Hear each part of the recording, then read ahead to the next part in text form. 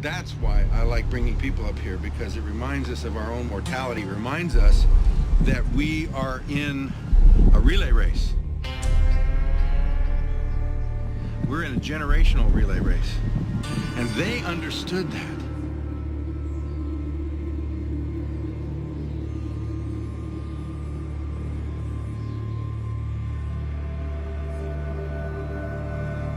This is William Bradford's grave. That's him. He's the governor for 30 years of the Pilgrim Colony, who lost his wife the first winter, who fell off the back of the Mayflower. She was the first one to die. He's one of those that survived the first winter. He's one that went on and became their governor and their faithful leader for all this time. And they built this for him many years later. But they did put a Hebrew inscription that says, Jehovah is our help. That's from him, because he himself taught himself Hebrew to be closer to Moses, closer to the Old Testament, so he could be closer to God. They had a love for God and a love for their families and a love for freedom that brought them to this world. And William Bradford exemplifies that.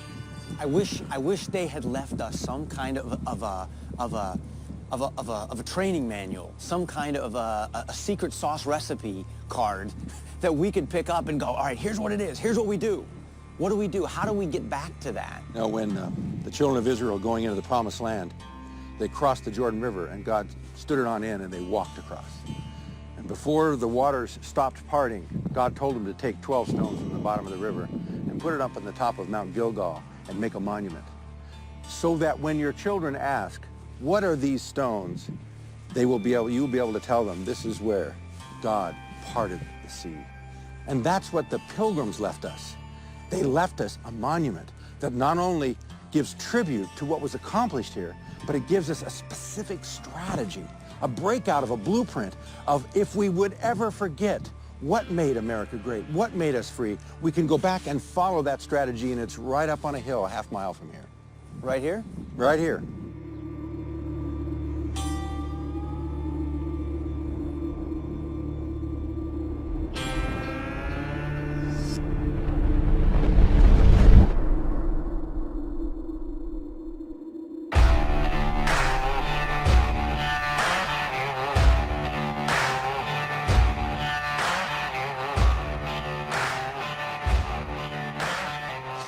Is huge.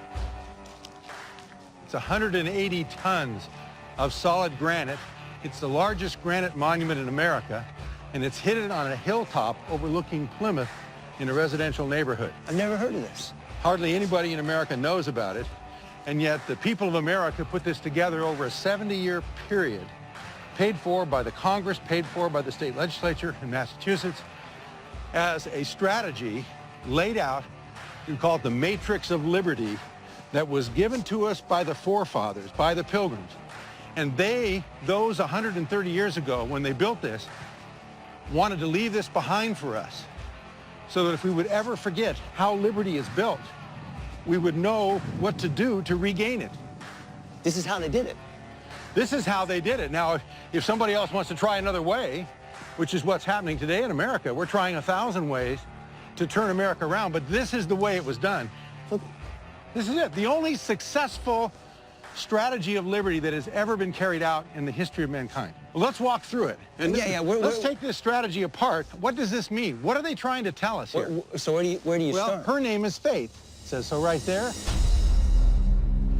And she is pointing her finger to heaven. Why? Where God is. Where God is, because her faith is in the God of the Bible, in Jesus Christ. They knew that the only faith that could bring true liberty was a faith in the one true God and his Bible. And you see a Bible there, an open Bible. It's a Geneva Bible. The pages are opened up, which meant that they read it. And as they read it, and as they had faith in God, he gave them wisdom. That's why you see the star on her forehead. She's given wisdom to know how to live in this world. And all of the rest of these statues, each one weighing almost 20 tons, is tied to faith, because without faith, it falls apart. And that's the beginning of it all. Where do we go from there? From here, you need to go to character or morality. And you'll notice Because that's the internal liberty. that is the internal liberty, which is the beginning of all freedom. She is called morality. Notice that she has no eyes. That is on purpose because she's looking internal character, the transformation of the heart first, and then that brings external transformation. And notice that she has the 10 Commandments in her left hand and the scroll of Revelation in the right. What would that signify? The Bible. Exactly. That if you want to have morality, there has to be a standard, and more than that, there has to be an internal transformation. This is speaking of the need to internalize and allow God to change our hearts and our minds first. Because in England, you had top-down morality imposed on people. Do this, do that. You're moralizing people, but you're saying their morality started in the heart. In the heart. It had to be changed here. They realized Inside. just because you said you were a member of a church, like the Church of England, didn't make you a Christian. And you see this over on the side. The side statues give an explanation of what the meaning of this is for us. That's why we need the evangelist. You see the evangel here writing down the Gospels. And there's a need for evangelists. Why? Because we need to have the gospel of the great liberating gospel of Christ that says he came to set us free first. So this is completely contrary to the way the rest of the world had done it up to this point. The pilgrims are saying that morality starts internally with the gospel. The evangelist has to preach the message that transforms the heart, and then you want to do what's right, rather than being forced to do what's right from the king who tells you what good and bad is. That's it. Okay, what's next? What's next is, and you see the development of it, if you want to have a free civilization, you need to have a civil authority or civil law that will give a base for that freedom. In other words, you've got to have some degree of order in society. And that order, as you see here, is built upon law. The principles of God's law then are related into the civil law. And that's what we see here in his left hand. We also see his hand, his right hand is extended in mercy. Mercy toward those that he's dealing justice with. Why? Because this form of law has a degree of equity in it. And you see this in the side statues where Can we go see? Yeah. Justice. She's holding the scales of justice with justice and equity, which means that, you know, when a crime is committed, it should be cared for in terms of its punishment, the same for the rich and for the poor and for everyone else. There should be equality under the law. On the other side, we notice that this form of law is different than the laws of so many nations that are built on tyrants, that are built on, if the Aztecs wanted to cut your heart out, they just cut your heart out. Here, mercy. Mercy built upon the base that he offers us, mercy and grace, along with law. And in this form of law, there is that tremendous mercy. So you have to start with faith. Faith in the true God, that produces the internal morality of the heart. You have a standard by which to judge what good and bad is, and then you create a moral system of law to have a basis for a free and just society that can mete out justice when crimes are committed, but also extend mercy to people and show them grace. And then that gives you the freedom. Once you have a society that's built like this, now you have a civility in society. Now you can educate your children.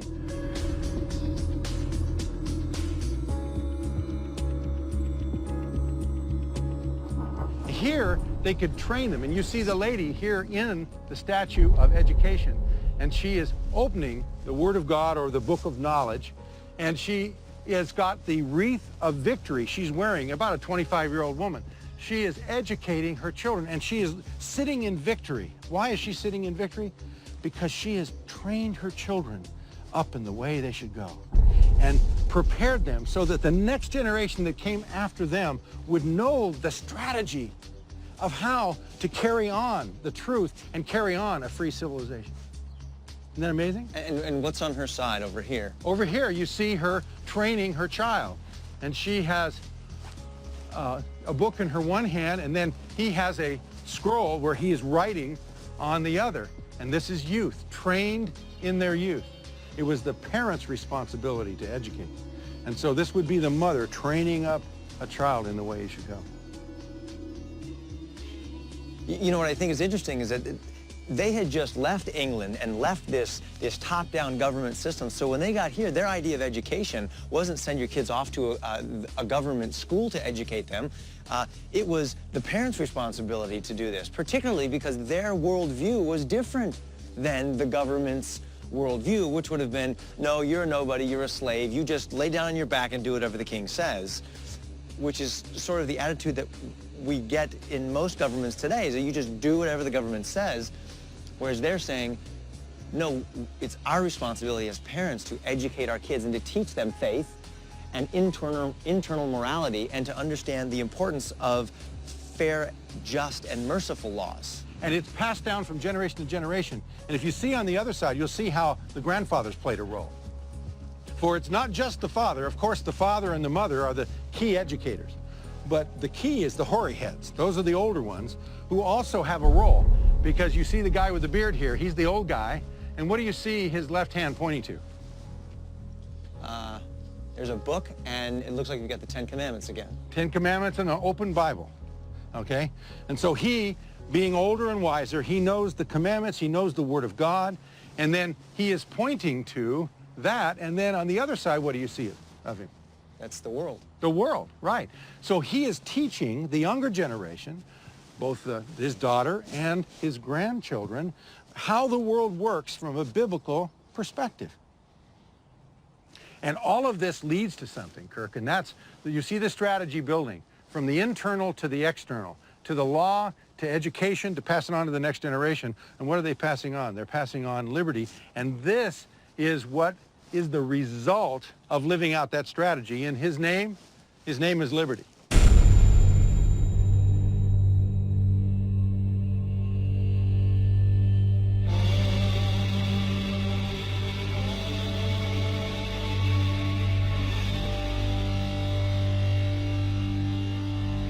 We call him Liberty Man. Look at this guy, he's a Liberty stud. hero. Now this guy is not a guy you want to mess with, right? And he's seated in liberty. Okay, explain who this guy is.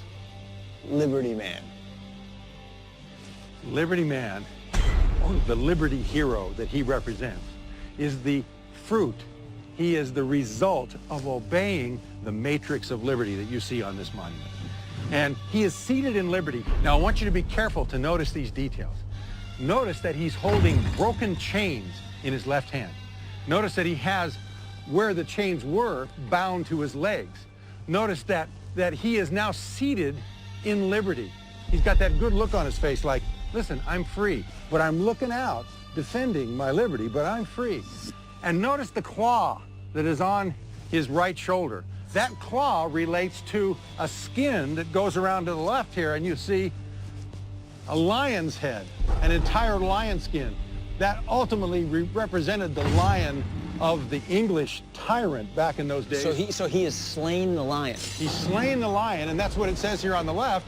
Tyranny is defeated, and you see Liberty Man standing over tyranny with his foot on the chest of tyranny. He's holding tyranny down.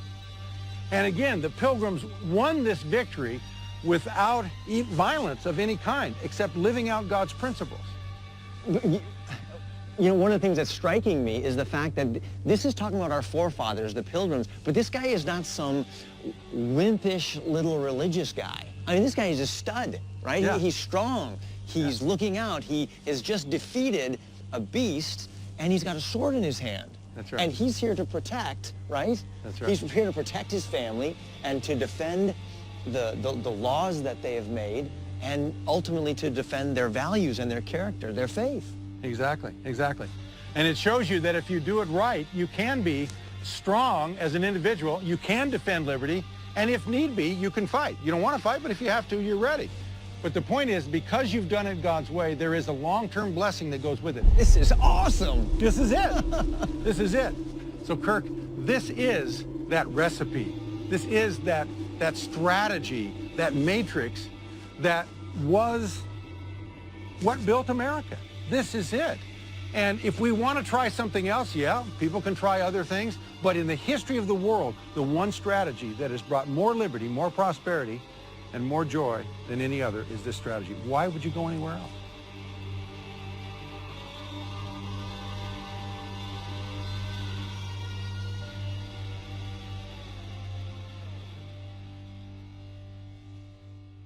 But those were the forefathers.